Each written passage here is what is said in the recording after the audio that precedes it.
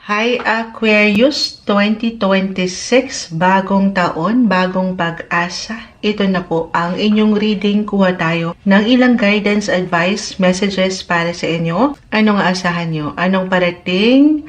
Anong guidance, advice na kailangan nyong marinig ngayon? Aquarius energy tayo guys, 2026. Mensaheng gabay po para sa mga taong ito. Unahin po natin ang usaping karera or pera, kaperahan, career, finances, Aquarius 2026. Guidance po, advice sa career, buhay, trabaho ng mga Aquarius this year. Message po. Aquarius 2026, usaping trabaho, buhay, karera. Anong kailangan yung marinig? May tumatalon. Guidance po. Okay. Sige. Okay, ang dami. Hindi natin ito pipigilan. Isa-isahin po natin. Reminder muna tayo, Aquarius, na tayo po ay general reading. Of course, just only take what resonate. Kahit pare-pareho kayo ng sign, magkakaiba po ang bawat isa. 2026, pagdating sa inyong mga buhay, karera, i-spread muna natin the Queen of Wands, Seven of Cups, Three of Cups, the Chariot. Okay. 3 and 3 rin ang umaangat. 5 of Wands, 8 of Wands, 8 of Pentacles, 8 and 8. Connected ito pagdating sa inyong career. Sobrang perfect sa ating pag-uusapan. This is about your career sector. The 8 of Pentacles sa Tarot. Pakita natin sa live. So, Aquarius. Ay, may paghinga, huminga muna po, bumuelo muna si Moonchild, ha? Pero ito, i-claim na natin to. Pero ang tanong, i-claim nga ba natin agad ito? Aquarius, may pagtatanong. Kasi kung naramdaman nyo na ito nitong mga nakalipas na buwan o taon, maaring patuloy lang ito this year, guys. Ano nga yun, Moonchild? Ito na nga, patuloy na pagiging busy po and productive. Ito rin, na-mention ko to sa kapwa nyo air bago ang inyong sign sa Libra kung napakinggan nyo yon. Pero, regardless, Aquarius energy tayo, patuloy na pagiging busy, productive sa inyong mga buhay, paggawa, trabaho. Yes po. So, hindi ko lang sure kung okay ba. Okay ba yun para sa lahat sa inyo, Aquarius? Yung pagiging busy. Tayo po ay general reading. Pero syempre naman, dahil maaring maging productive at busy nga kayo sa sektor na ito, definitely ay very present po. Again, yun na, umangat na. Blessing ang alin? Present ang alin? Blessing of work, guys. Yan yung magiging present. Tunay naman na it's a blessing. Maging anuman po ang inyong pinagkakakitaan or pinagkakaabalahan. Blessing yan. Yes naman, money-making opportunities ang umaangat, guys. Ito yung maaring pwedeng parating sa inyo. Possible na may mga agad maraming offer. Maraming offer, the 7 of Cups, guys. Overwhelming sa offer. Kiklaim ba natin to? Maraming choices, options, naka-reverse. May isang indikasyon nakaka-overwhelm. Sa dami. Possible na may mga extra work kayong pwedeng matanggap. Pakita natin sa live. Sige po, tayo po ay live na live. The 7 of Cups, Libra. Libra is in the 7th.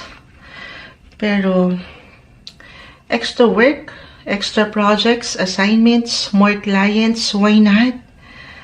Ito yung pwedeng ihain po sa inyo ng universe this 2026, Aquarius. For some of you, 333 is all about yung nakukuha ko na namang energy, communication, connection, collaboration. Sandali, may pa-exam si TikTok. Buti nakita ko, baka mawala tayo sa live. Sasagutin ko lang. Ayan. May ay, mali. Sandali.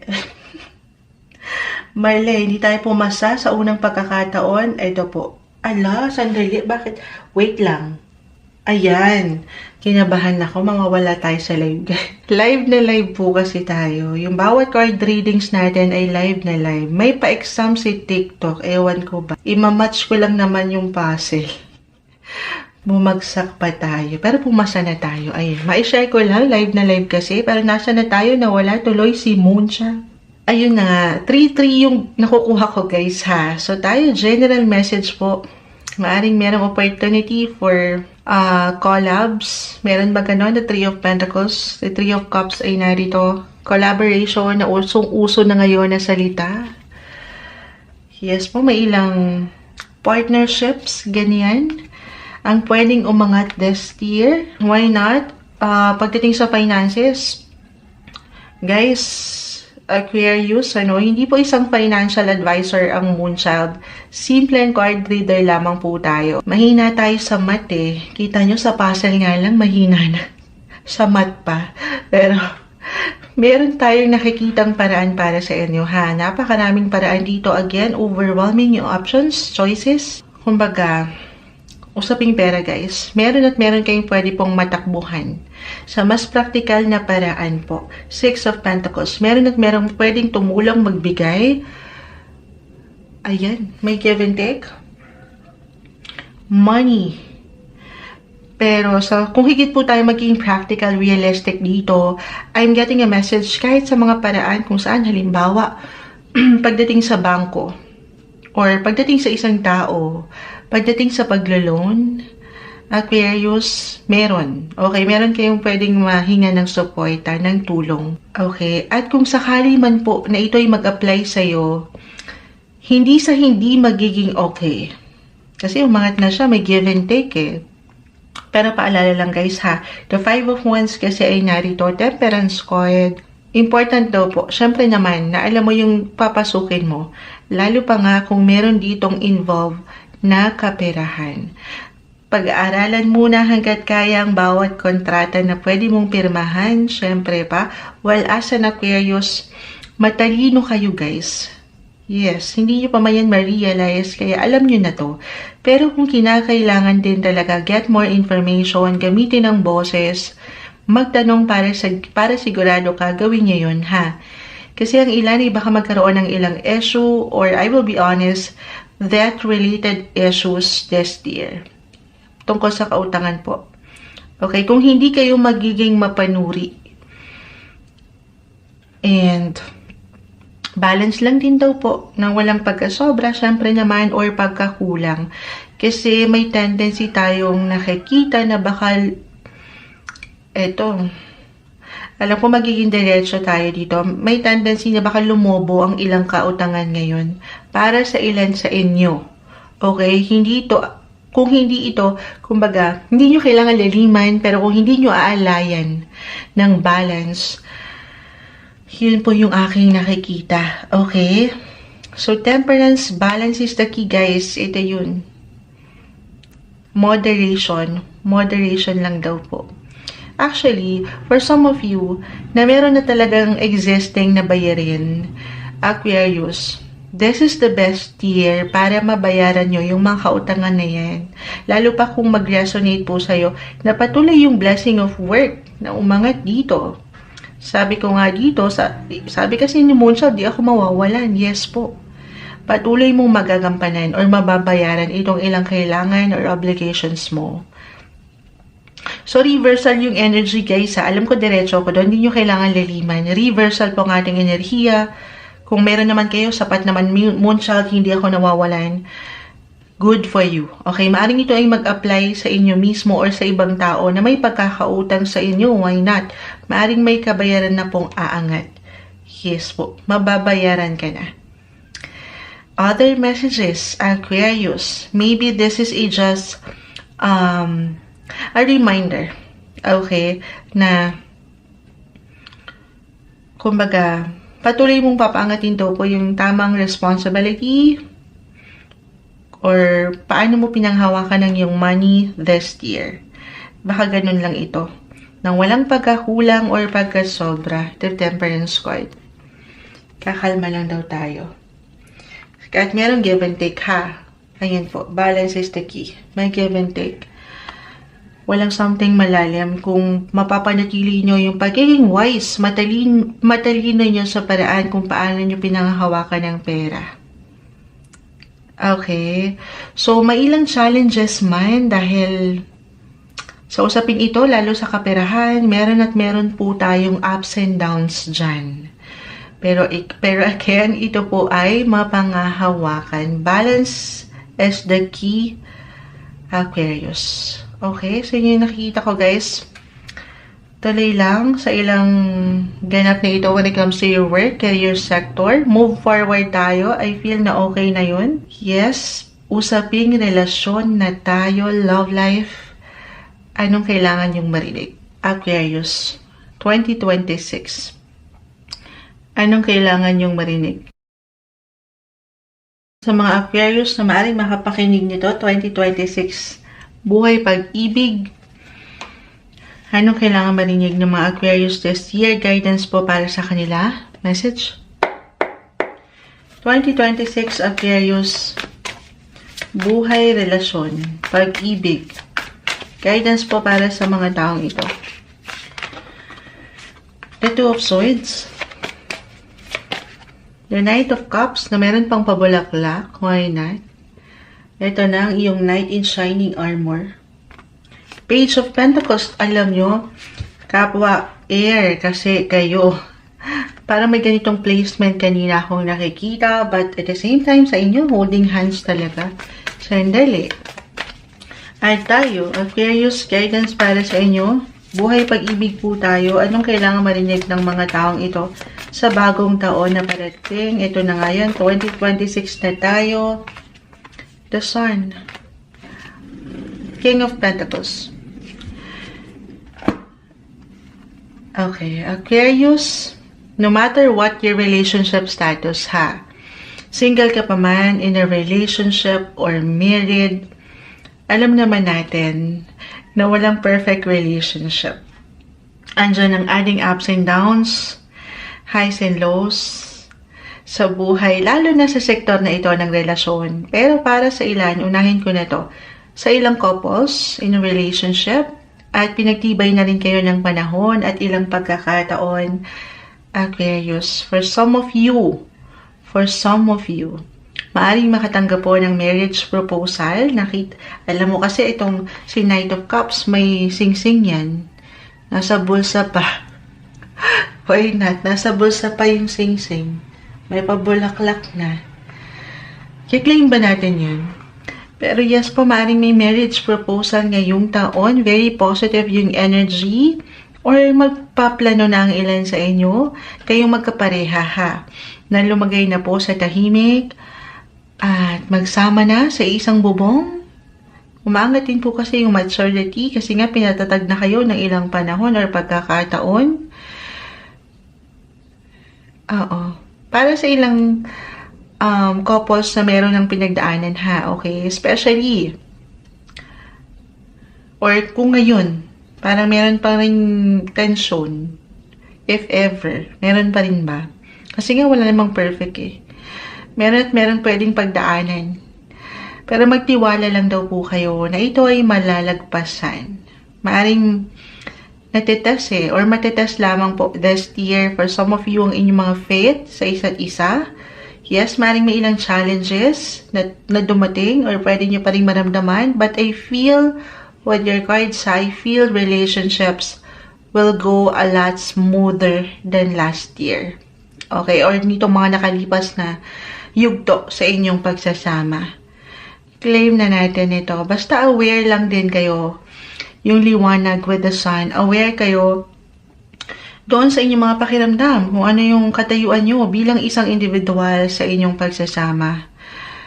Lalo pa, of course, dapat present ang comfort, komportable ka. At nakikita mo na ikaw ay may pagpapahalaga, pinapahalagahan ka. Meron give and take, holding hands pa nga kayo dito while walking. Aquarius. May pagkaseryoso pagdating po sa relasyon. I-claim ba natin? Siyempre naman. Ito regardless na po. If you're in a relationship right now, single ka pa man or married, know your worth. Baka ganito lang to. Lagi mo lang aalalahanin daw po ang iyong halaga sa relasyon. The King of Pentacles kasi ay narito, the Two of Swords. Mahalaga ka, Aquarius. Baka ito yung pinakakailangan kong masabi sa inyo. Never settle for anything less than what you deserve. Okay? Yes po. Mahalaga kayo. Paano naman kaming mga singles? Siyempre pa, huhugutan natin yan. Ayan. Pero walang tamis, but I see opportunity rin para sa inyo guys. Kung hindi ito marriage proposal, why not? Love proposal po. Maring merong mag-confess.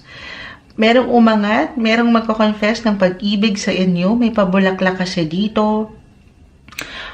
Or ikaw mismo ang magpaparating ng sinasabi ng iyong puso. So again, reversal yung ating energy every time.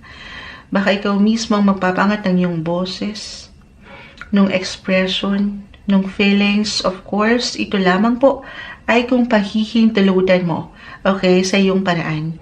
Nasa inyo pa rin ang desisyon kung magiging handa kayo at bukas na kayo dito. Walang imposible. Overall, no matter what your relationship status, single, in a relationship, married, Aquarius, maganda po. Alam ko, pero walang tamis Aangat ang kilig. Yes. Ang kilig at dilig. Ano daw? Kilig at dilig. Kasi may bulaklak namumulaklak po. Yes po. Maaring madiligan po ang mga halamanan ngayong taon para sa inyo, Aquarius. Alam niyo, umaga-umaga habang binabasahan ko kayo, pero saan papunta ang topic na ito ni Moonchild? Kilig, dilig at kuliglig. Gusto niyo yun? Hindi. Pero ang ganda po Page of Pentacles manifestation card ito. Of course, panghawakan nyo na, i-claim nyo na, tanggapin nyo na, ipahayag nyo na. Kung ano yung mga gusto nyong makita sa isang relasyon or buhay pag-ibig na sektor sa inyong buhay. Manifestation. Samahan ng patuloy na dasal, hindi lang iaangat ito sa mga tala, syempre pa, or sa universe, pero sa Kanya. Maging ano man po ang inyong faith, pray lang natin. Okay, wala siyang ibibigay sa inyo nang hindi nararapat or makabubuti sa inyo. Alam naman natin how powerful ang prayers. Let's move forward. Aquarius, buhay, kalusugan, health sector tayo guys. First reminder na hindi po isang medical or professional advisor si Moonchild. Simpleng card reader lang po tayo. Kukuha tayo ng ilang guidance para sa inyo. Okay? Move forward kasi okay na yun. I feel okay na yun. Iwanan ko na kayo ng messages pagdating sa relasyon. Test time sa inyong health. Kamusta kayo, Aquarius? Anong kailangan yung marinig? This 2026. Guidance po para sa mga taong ito. Buhay, kalusugan. Energy check tayo sa mga Aquarius na maaring makapakinig nito. Anong guidance ang kailangan nilang marinig? Advice po para sa mga taong ito. Health-wise, message. Aquarius 2026. Buhay, kalusugan. Ayan, sumasang-ayon ang ilang ingay. Page of Cups, Nine of Cups, the Emperor. Sige, kumpol na sila. Hindi po natin ito ipipigilan na. Justice card is in reverse. The Tower, the Nine of Wands. So pa pong mag-add the World. Sige, sumama na. Nine of Swords, the Hierophant. Okay. Health-wise na tayo.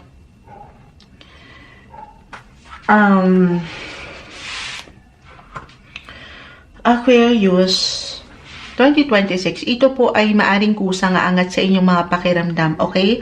O kailangang marinig at paangatin. Ini-encourage kasi kayo dito guys. Ini-encourage kayo ng mga baraha na naway mabigyan mo raw ng extra focus and attention ng sarili this year, 2026 guys. Physically or mentally, check in your health. Yes po, the World. The Nine of Wands. Check in your health. Check in on your health. Alam ko ito, hindi nyo kailangan alaliman or ano pa man pero this is a good year actually to do general or medical check-ups kung papahintulutan, or why not magpatingin, magpakonsulta sa professional, especially kung meron talaga kayong nararamdaman or iniinda po the Hierophant, the Emperor. This is someone expert po kasi, professional na hindi ganun si Moonchild. simpleng card reader lang tayo ha. Inihahain ko sa inyo yung ilang advices po dito ng baraha na kung, especially kung meron na kayong iniinda na something. Syempre naman, lalapit kayo sa mga expert. Okay? Kung ano yung kailangan yung ipatingin. Listen to your body, guys. Sa pagkakataong ito, of course, ikaw po ang higit na makapagsasabi, alam nyo, note to self, hashtag note to self rin ito kay Moonchild. Idamay nyo na ako dito pagdating sa health talaga. Pero, need ng, diba, nag-share din. Need natin ng diet at exercise. Ito talaga yung nakukuha kong energy, guys, para sa inyo. Pero sa true lang, kapag inunahan mo na to, kumbaga, ngayon pa lang narinig mo to kay Moonchild, tutulungan na ang sarili, magpapalakas, magpapagaling. Health-wise, pagdating po sa sektor na ito ay meron pong improvement. The world, this is a great sign na merong success, healing, may growth, meron pong improvement or even advancement tayong nakikita pagdating sa inyong kalusugan. Claim na natin ito that this is gonna be the best year for healing din. May healing. May paggaling, may paghilom. Mawawala na ang anumang sakit. Yes po. Lagi mo lang din na alalahanin na ang lahat ng bagay ay merong dahilan. Alam ko may hugot yung ilang cards nyo, Aquarius. The Justice card, minsan feeling nyo parang, lalo na para sa ilan na meron pong existing na karamdaman The Nine of Wands, ito po yung ilang challenges difficulty. Iniiwanan kayo ng payo ng cards nyo na merong dahilan daw ang mga bagay. Walang ibibigay sa inyong sitwasyon sa buhay, positive or negative, na hindi nyo kakayanin. Panatilihin lang daw po na maging bukas sa ideya na may suporta po kayo sa inyong paligid na pwedeng makatulong din pagdating sa inyong health.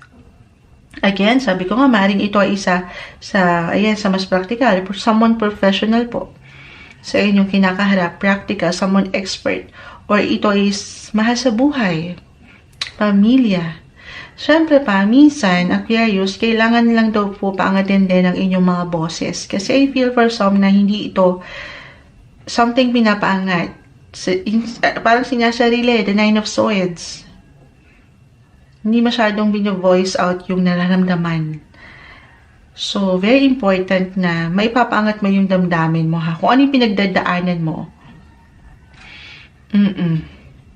So, minsan may tendency yung mga Aquarius na may pagka-detach sa situation or yun nga, gusto lang panghawakan ng ikaw lang yung mga sitwasyon. Sa laban na ito, hindi ka raw nag-iisa, Aquarius yung parang nakukuha nating energy. Meron pong pwedeng makatulong sa inyong personal health. Patuloy sa inyong personal growth para ma-reach nyo pa ng tuluyan yung mga highest potential nyo sa buhay. At para syempre pa mas mapaangat nyo yung enerhiya na kailangan nyo. Okay? At para maging malakas. Stay healthy and balanced, Aquarius. Kasi kapag mas naging aware kayo sa inyong overall health and well-being, at maging present higit yung balance sa sektor na ito, dyan naman. Dyan rin naman lalang papasok pa yung mga magagandang posibilidad at yung oportunidad para sa inyo ngayong bagong taon. Okay. Ayun yung umaangat, guys. Guidance lamang po ito, pero overall sa anumang sektor ngayong taon, I see healing, growth, positive possibilities, opportunities, hindi yan malabo. Patuloy lang na pag-angat din ng inyong kakayanan, pagtitiwala sa proseso, sa sarili, at sa Kanya. Pagdating sa inyong mga faith, sobrang nagbigay din dito.